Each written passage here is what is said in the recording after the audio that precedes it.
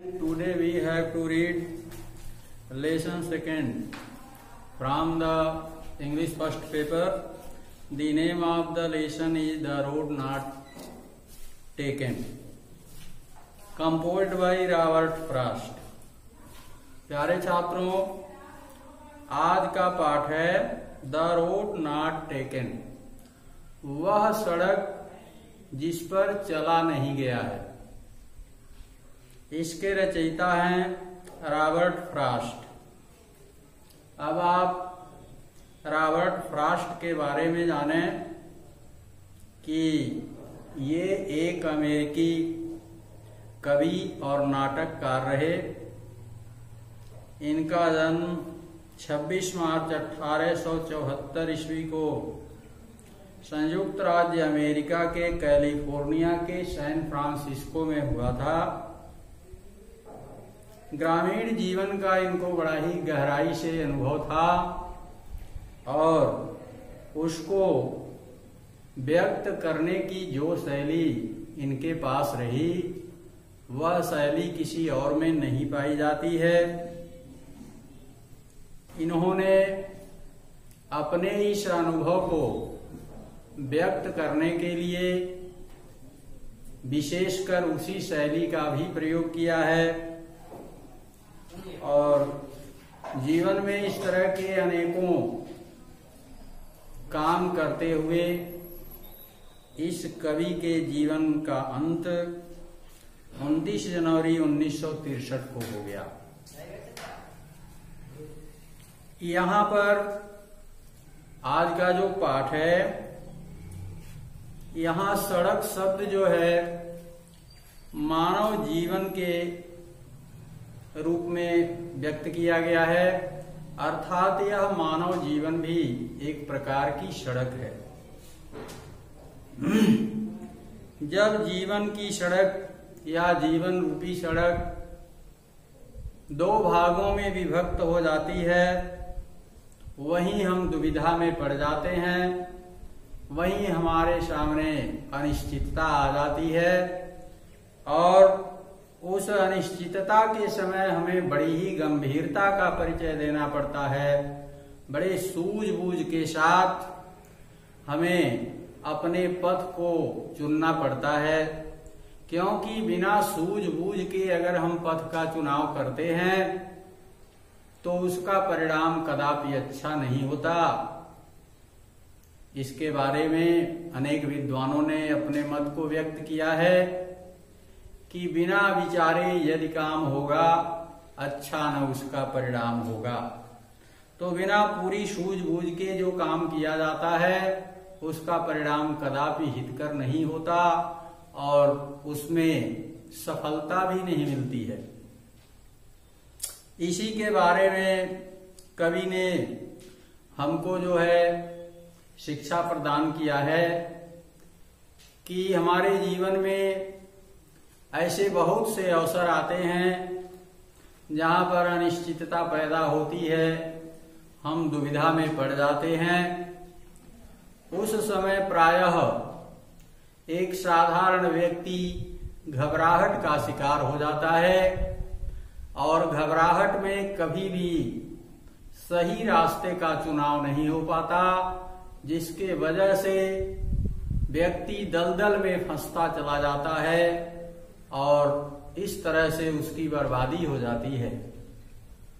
हमको इस पाठ से यही शिक्षा ग्रहण करनी है कि हमारे जीवन में जब कभी भी इस तरह के अवसर आते हैं तो हमें घबराहट का शिकार नहीं होना चाहिए। बड़ी ही गंभीरता के साथ धैर्य धारण करते हुए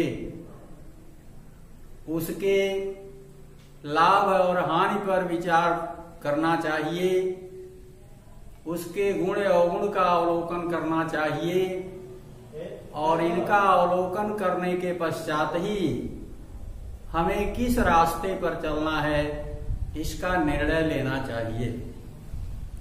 तो प्यारे छात्रों, आज आप इस पाठ को देखें, अबाउट द पोएट, कवि के बारे में जानें। Robert Lee Frost was an American poet and playwright. Robert Frost एक अमेरिकी कवि और नाटककार थे। He was born in San Francisco, California, US on 26 March 1874। वह 26 मार्च 1874 ईस्वी को संयुक्त राज्य अमेरिका के कैलिफोर्निया के सैन फ्रांसिस्को में पैदा हुए थे।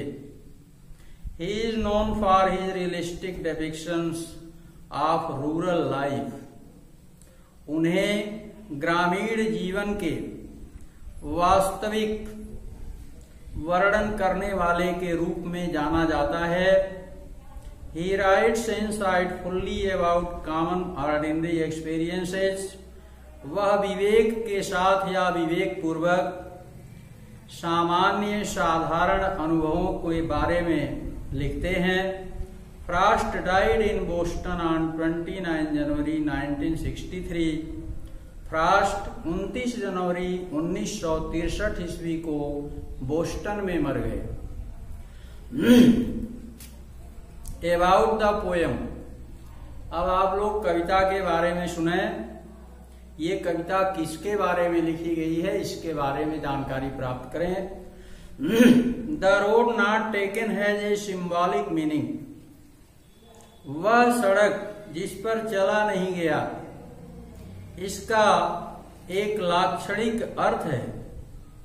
Here the road stands for human life. यहाँ सड़क शब्द मानव जीवन के लिए प्रस्तुत है, अर्थात सड़क को मानव जीवन के रूप में चित्रित किया गया है। When the road of life is divided into, we find ourselves in dilemma। जब हमारे जीवन की सड़क दो भागों में विभक्त हो जाती है, बढ़ जाती है, तो हम अपने को दुविधा में पाते हैं, संदेह के घेरे में पाते हैं। We have to make a choice। हमें एक चुनाव करनी है या हमें चुनाव करनी पड़ती है। The road that we choose decides our future। जिस सड़क का चुनाव हम करते हैं, वही सड़क हमारे भविष्य का निर्णय करती है। Which may lead us to success or failure। जो हमें सफलता अथवा असफलता की ओर ले जाती है।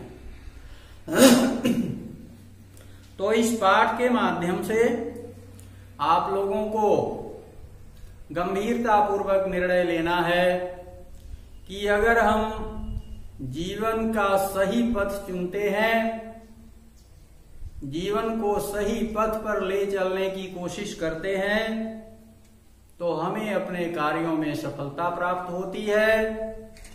और यदि हमारा जीवन रूपी पथ सही नहीं होता, तो निश्चित रूप से जीवन भर असफलता और बर्बादी का सामना ही करना पड़ता है। पहली कविता देखिए। Two roads diverge in A yellow would. एक पीले जंगल में दो सड़कें बट जाती हैं, या एक पीले जंगल में दो बटी हुई सड़कें जा रही थी, दो विभक्त सड़कें जा रही थी। यहां देखिए पीले जंगल का तात्पर्य क्या है। एक ऐसा जंगल जिसके वृक्षों की पत्तियां पीली होकर के गिर जाती हैं। तो पहली पंक्ति के अर्थ पर ध्यान दें। दो विभक्त सड़कें एक पीले जंगल की ओर गई। And sorry I could not travel both. कवि कहता है कि उसे अफसोस है कि वह दोनों पर नहीं चल सकता। एंड बी वन ट्रेवलर, चूंकि वह अकेला यात्री है। Long I stood and looked down one as far as I could. वह अधिक समय तक उसी जगह पर खड़ा था और बहुत दूर तक एक सड़क को देखता रहा। To where it went in the undergrowth, जहां यह सड़क वृक्षों के झुरमुट में जाकर समाप्त हो गई थी। वृक्षों के झुरमुट में उसका अंत प्रतीत होता था। Then took the other just as fair, and having perhaps the better claim, because it was grassy and wanted wear, though as far that the passing there had warned them really about the same.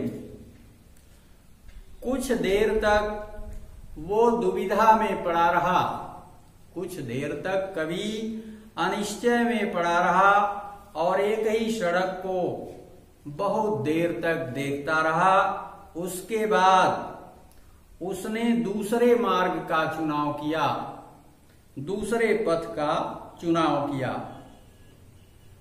Just as fair and having perhaps the better claim, जो कि उतना ही अच्छा था जितना कि पहले वाला पथ अच्छा था। फिर कह रहे हैं शायद यह भी था कि दूसरा पहले से भी अच्छा हो।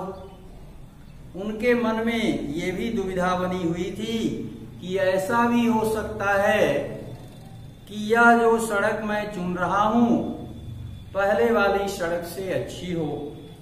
Because it was grassy and wanted wear, क्योंकि उस पर घास उगी हुई थी और उस पर कोई चला भी नहीं था, किसी के पद चिन्ह नहीं दिखाई दे रहे थे, किसी के पैर का छाप दिखाई नहीं दे रहा था। Though as far that the passing there had warned them really about the same, यद्यपि कुछ दूर जाने के पश्चात उसने देखा कि उस पर भी चलने वाले के चिन्ह थे तथा वह सड़क भी वास्तव में पहले सड़क के ही जैसी थी।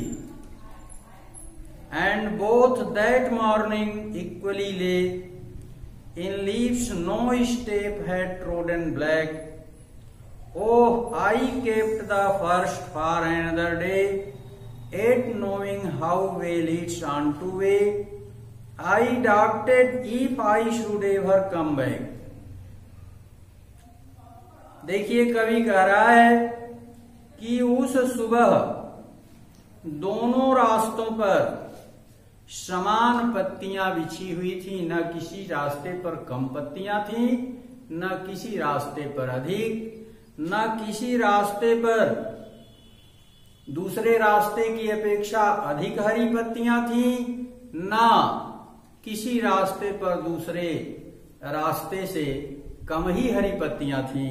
अर्थात दोनों रास्तों पर एक समान पत्तियां बिछी हुई थी और उन पर कोई निशान नहीं दिखाई दे रहा था, चलने वाले ने कोई चिन्ह वहां नहीं छोड़ा था।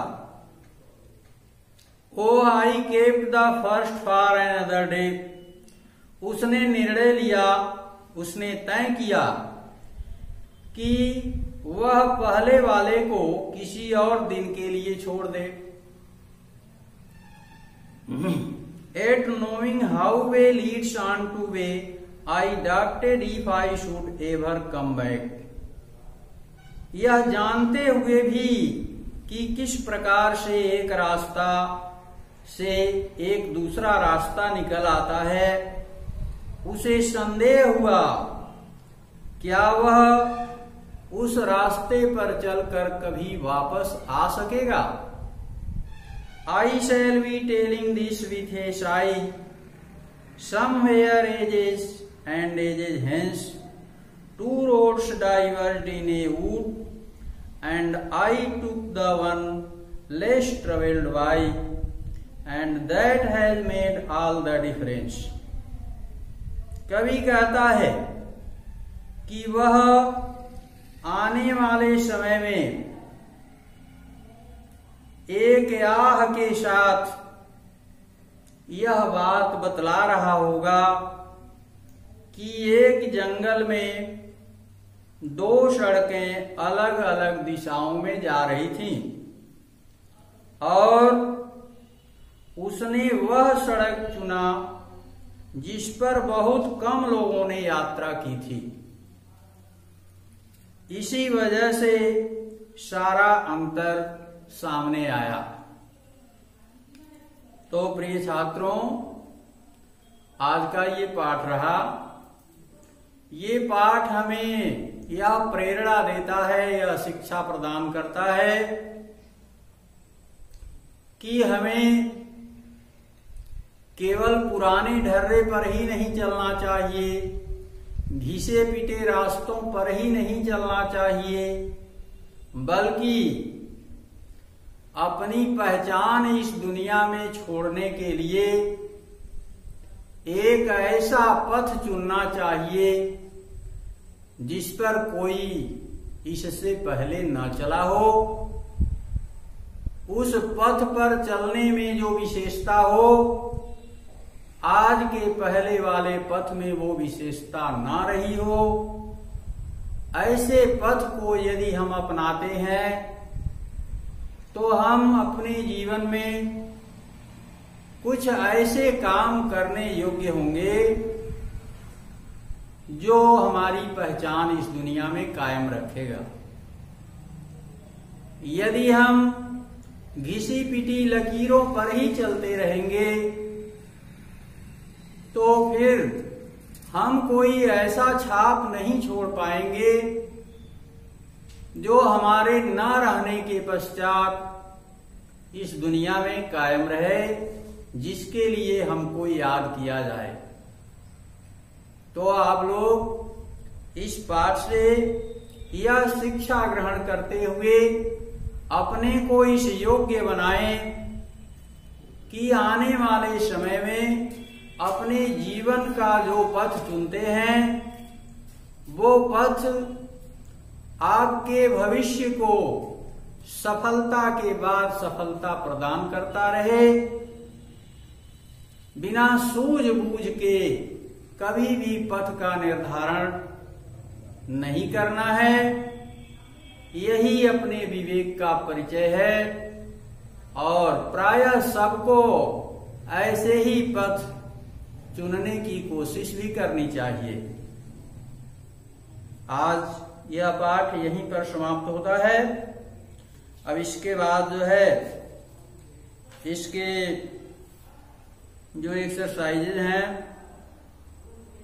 इसमें पैसेज पर आधारित जो क्वेश्चन पुटअप किए गए हैं, अब इनके नोट्स आपको भेजे जाएंगे